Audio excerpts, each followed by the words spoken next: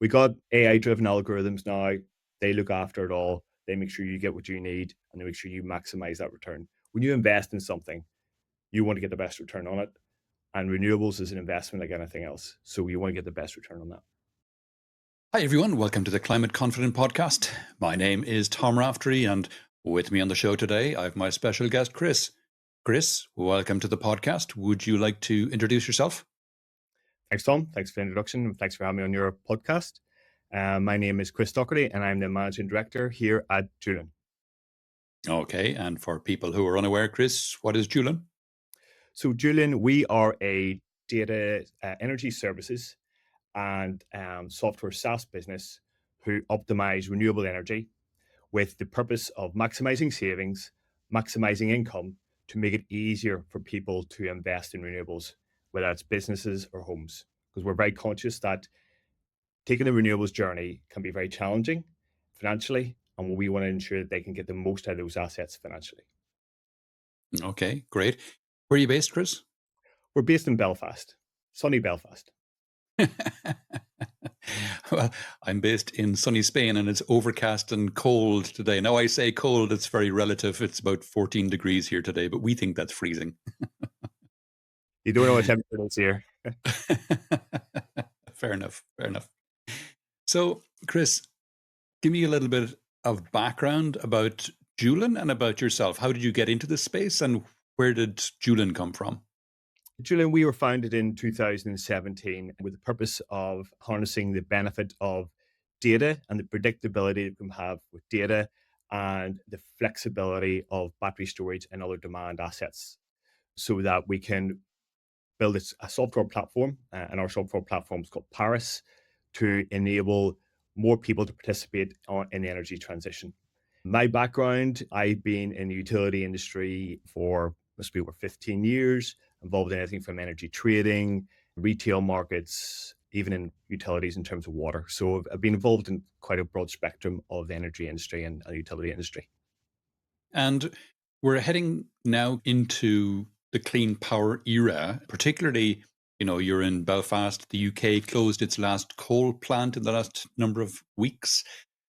What does that milestone mean, do you think, for the future of decentralized energy systems and grid stability? And just for people listening, decentralized energy, when we talk about decentralized energy systems, we're really talking about renewables, right? Yeah, yeah, I think it's a great milestone, but it's the first step, and there's more to come, I think. And I think at the moment there is a lot of focus on decentralizing, but still grid scale, and that Hmm. whole legacy of big is better. But there's challenges there. Talking to people who are having issues with getting onto the grid or getting planning, which means they can't get those big grid scale assets until well into 2023, 24, sorry, 33, 34. Okay. And that doesn't really make sense or tie into Labour's objectives of a clean electricity system for 2030, which is a fantastic objective. And I think we should all push towards that. So moving on from that, I need to think a bit differently and really diversify our focus. Grid scale is really important. What about really decentralizing and really dispersing that renewable generation to homes and businesses? Homes and businesses are putting in solar, they are putting in batteries. But how can we encourage it on a vast scale? Because it's a small start. And I think if you do that, there's going to be significant benefits. It could take, as I said before, 10 years we're hearing of people getting planning and connection agreements. But if you put a lot of solar and batteries in homes and small businesses, that can be done in months. And if you Hmm. start to aggregate all of that up over time, you're going to have a significant impact. So I think the government and the policymakers need to think about that as well. Okay. I've talked on the podcast a couple of times before about the idea of virtual power plants, and I think that's what you're referring to when you say that. So, for people who might not have heard this before, what a virtual power plant is kind of analogous to cloud computing. With cloud computing, you've got a whole load of servers, and they're all tied together into one essentially big computer, and it's Yeah. actually made up of hundreds or thousands of smaller ones.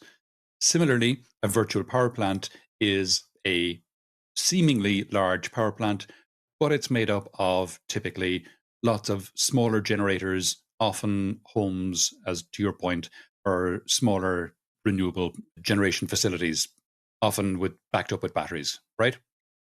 Yeah, I think that's a great comparison. Actually, I've never thought of it that way. When you look at cloud computing, I've worked in the technology industry since I graduated, unfortunately over 20 years ago. Uh, Many businesses would not have even considered or been keen on the whole idea of cloud computing. They wanted to own Yeah. their own big server rooms, but now nobody's looking back towards that. That seems like alien to businesses now. Like, why would you not do cloud computing? It's a lot more easier. It's a lot more flexible. We can spin things up quicker, right? And it Mm, goes back to my previous point earlier. So we need to bring that to the electricity system. The digitalization into the electricity system, we're a bit of a laggard there compared yeah. to even banking and who are quite traditional. The electricity system is still lagging behind a wee bit. If we bring that mindset into the electricity system, we can hit those goals, we can move faster. But also, I think what's also really important is by democratizing the electricity system, getting more people involved, the man in the street, the small local manufacturing business, get those guys involved, then what you're going to see is greater engagement, feeling part of the journey, feeling Mm, proud part of the journey. And it's getting that sort of cafe factor or the pub factor where you go, look what I'm doing. I'm not just saving money, I'm earning money and I'm part of this journey. And what happens is you get that cascading effect of that's really interesting. And the friend goes and checks it out themselves. And then that cascading impact is really, really positive.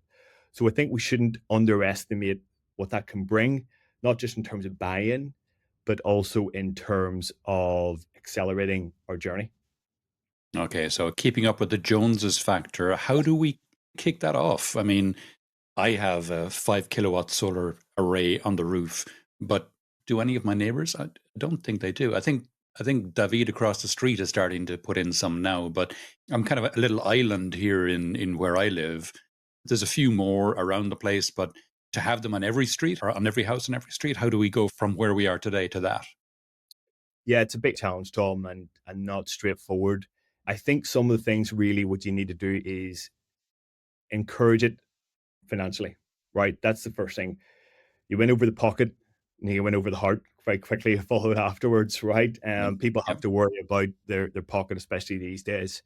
And to get it to mass market, you have to do that because not everybody can afford a £7,000 solar and battery installation. So how do we Mm, make that easier?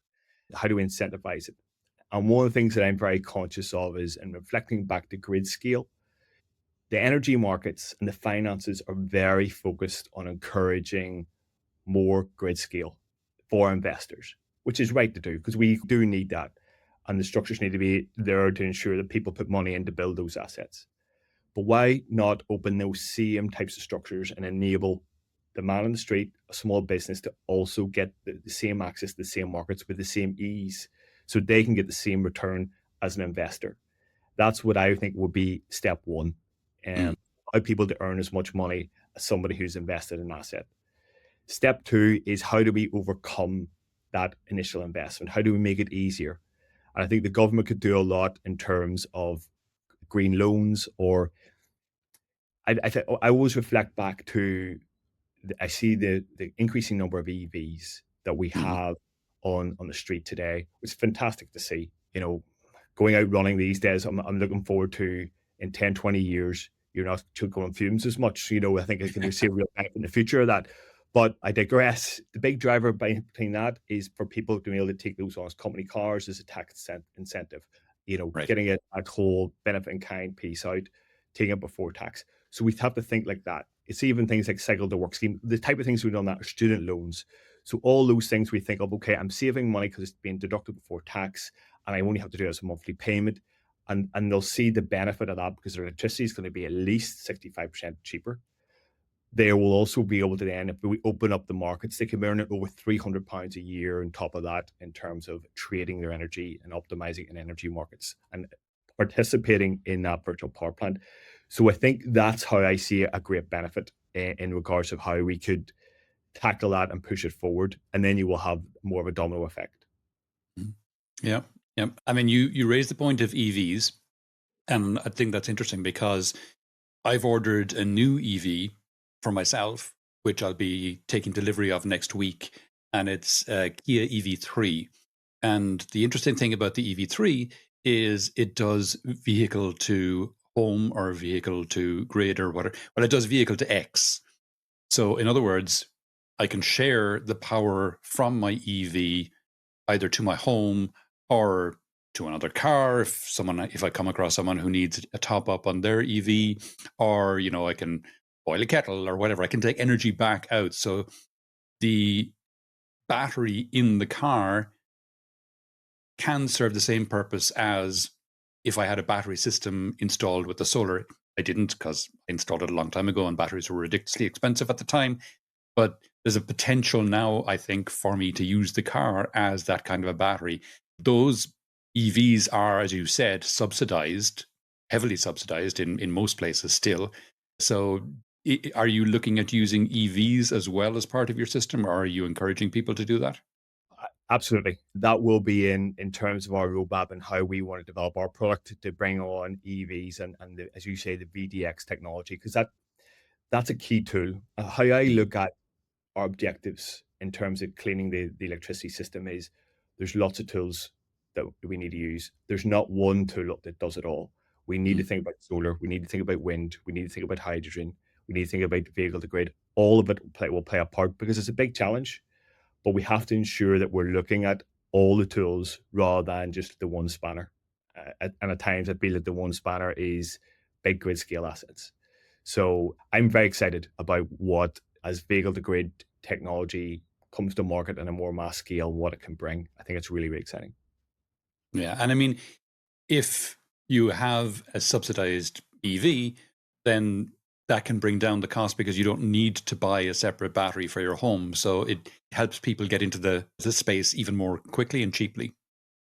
Yeah, it absolutely it does. And the batteries are not insignificant in terms of their size. So you'll Mm, be able to participate on a bigger scale. And that bigger battery means potentially bigger savings. And well, it doesn't potentially, it means bigger savings and larger earnings. Being able to participate in markets because you have more energy that you can deliver over a period of time. yeah. Yeah. I mean, just for context for people, the Tesla Powerwall 2 has a battery size of 14 kilowatt hours. The battery in my current car, a Nero, is 64 kilowatt hours. And the battery in the EV3 that I'm buying is 81 kilowatt hours. So if you think Powerwall 2 can power a home for a couple of days at 14 kilowatt hours, then a car, the Nero was bought in 2021. So that's now coming on 4-year-old car. That's 64 kilowatt hours. The EV3, brand new, 81. You can see those can easily power a home for several days and still have loads of battery left to drive. Yeah. Yeah, absolutely. And that's a scaling difference, I think, which will be transformative as well. It's still in its infancy. Tom, you're probably like myself. We all live in the energy geek world, right? So we don't mind calling it that, but I say you probably are a wee bit renewable side. Yeah, And we talk about all these things, but does the general public know about it? Is there enough yeah. push for it? And I think that's where we need to really get it out of that sphere of this is all we talk about in our big or conferences 3 times a year. Mm. How do we get it where people are talking about back to in the cafe and the pub? You know? Yeah. Yeah. No, fair point. Fair point. What about government's role in this? I mean, you referred to Labour earlier. What policy changes or incentives would most effectively support, do you think, the adoption of a better battery strategy for the UK?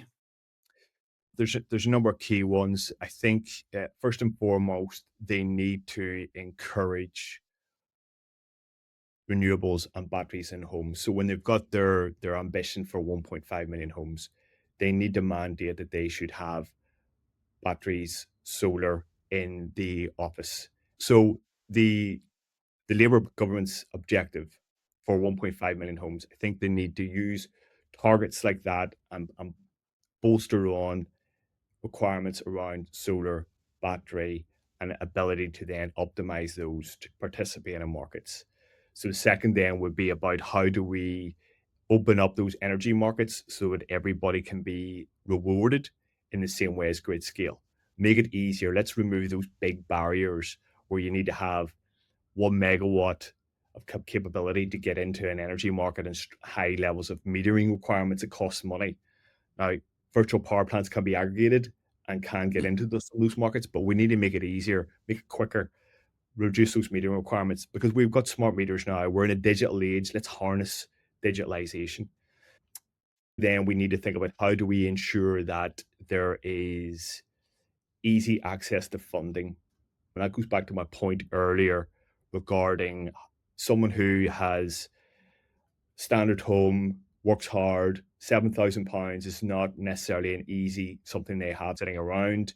How do we get access to that more readily through government supported loans, low interest, pre-tax? They've done it before with, as I said before, the EVs, cycle to home, student loans. Think of all, there's been smart thinking before. Let's harness that and make it easier. Just looking at it from the flip side, the consumer side, how can battery optimization and participation in energy markets directly reduce costs for households and small businesses? Well, first of all, there's the straightforward basic part is you're generating yourself, you're not buying it yourself. You're self-sufficient, right? So how do we make you first and foremost as self-sufficient as possible, generating your own energy, and when you're not using it, store it and use it when you do need it, right? That's the basic principles. Right. Then also start adding on smart technology. So we have our Paris platform, and what it does is it ensures that when you are taking energy from the grid, you take it at the cheapest points, right? So that's straightforward. And then the next level is okay, well, when can I also start earning? How can I support the grid when the grid is under pressure? There's multiple energy markets there that I can say, actually, there's a big demand for a product that I have sitting in my home, which is electricity. How can I sell that whenever there's a big demand for it? Because the basic economics are supply and demand. I have some supply, demand's high, demand means it's more expensive. I can deliver that and earn money when that demand is high. Plus, then there's the helping stabilize the network. At times, the grid can be under pressure, unexpectedly so, and it Mhm. rewards the ability to provide stability. What you need is that optimization platform, that smart technology with digital tools and smart metering to enable all that to happen automatically and autonomously. So you allow customers to sit back, enjoy electricity when they need it, not worry about it, but be proud that they're being participating in the energy transition, minimizing their costs and earning some money as well. So it's basically economics 101. It's buy low, sell high. That's it. That's it. Exactly. And Okay. making it easy, making it easy for it to do that. It all happens automatically in the background. Yeah. Yeah. We got AI driven algorithms now. They look after it all. They make sure you get what you need and they make sure you maximize that return. When you invest in something, you want to get the best return on it. And renewables is an investment like anything else. So you want to get the best return on that. Okay. And are there lessons that the UK can learn from other countries, learning about democratizing energy participation? I would say the UK is one of the market leaders. I think we're doing very well.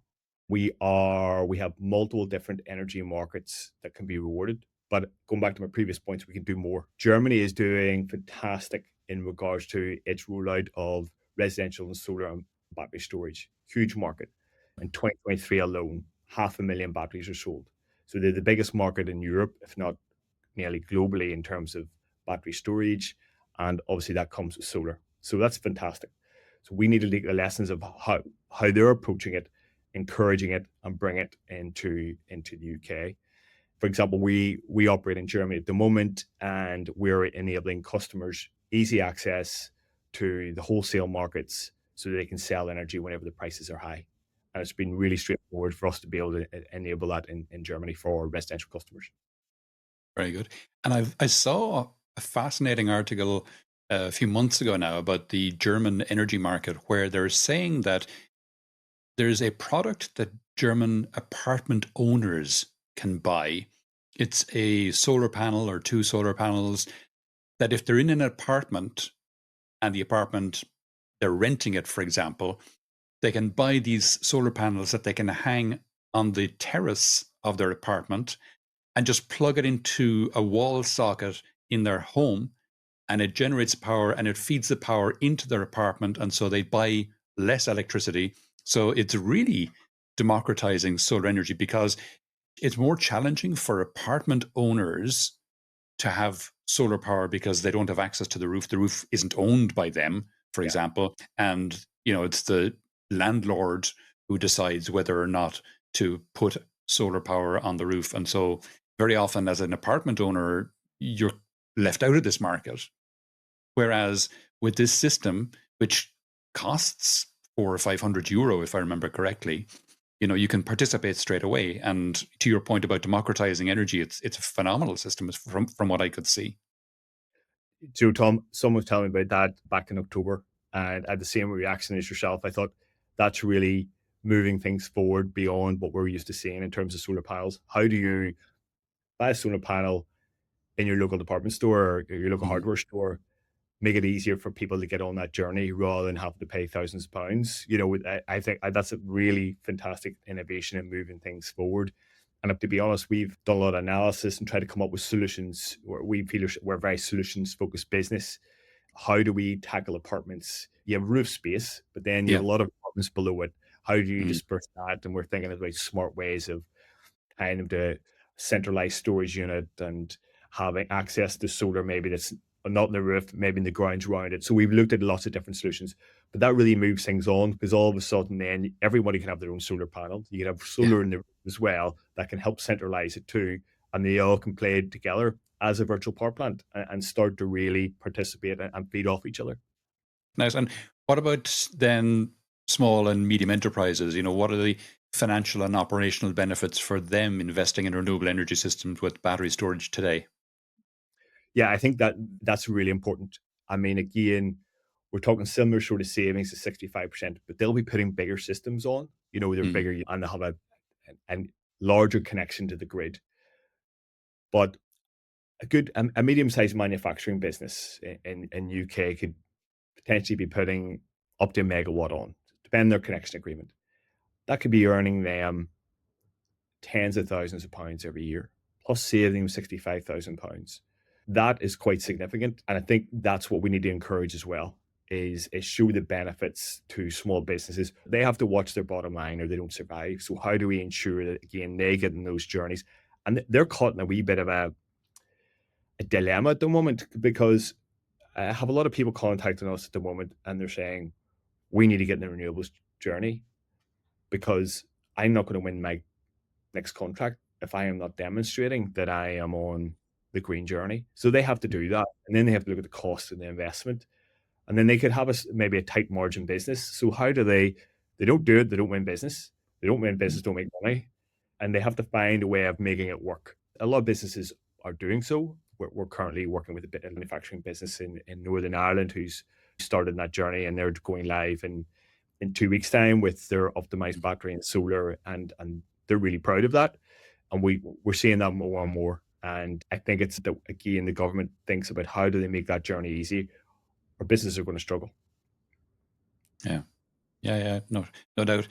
And for grids, can optimizing distributed energy resources alleviate bottlenecks in an aging centralized grid system, or do they pose more problems than they solve?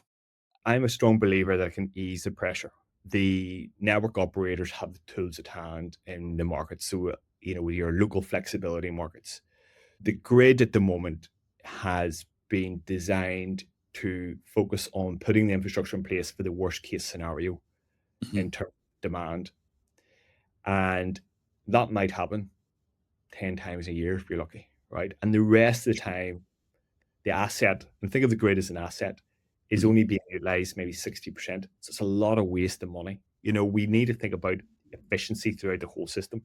I could go on about that a bit, Tom, but when we think about efficiency of the grid, how do we ensure that that asset is being used in that 80, 90% range rather than 60 and then a few times jumping to 100%?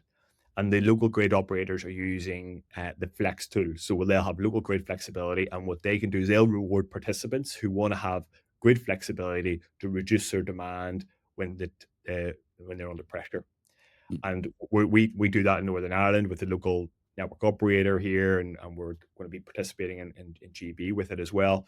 But using battery storage and solar allows customers and platforms to think ahead, ensure that, okay, we've got a signal, there's going to be pressure, put some energy in the battery, then we'll use that energy in the battery when the grid is under pressure. And that makes things a lot easier. So we need to harness that on a larger scale and ensure that we get the full benefits of that. Because if we can think about the grid that way, then there's less investment needed in the grid, allows the grid to bring more renewables on a grid scale as well. So it's sort of mutually beneficial. But to be honest, it's a very tough challenge that grid operators have to overcome there.